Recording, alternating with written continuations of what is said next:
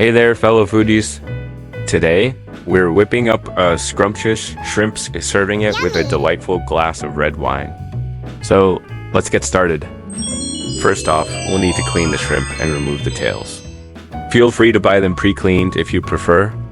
Once that's done, heat some olive oil and butter in a pan. Add a pinch of salt to season the shrimp. Now, let's add a splash of fresh lemon juice to give our dish that extra zest. Remember to keep an eye on the heat level. You don't want your shrimp to overcook or burn. And don't forget to remove any stray bits of shell that may still be clinging to the shrimp. Next up, we'll add some parsley for an extra pop of flavor and color.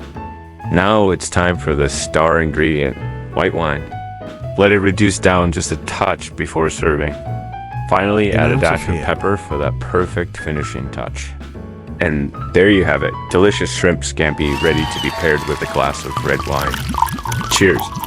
To all my friends who love this recipe, I raise a glass to you from my kitchen. Thank you for joining me on this culinary adventure. Don't forget to follow and subscribe for more mouth-watering recipes like this one.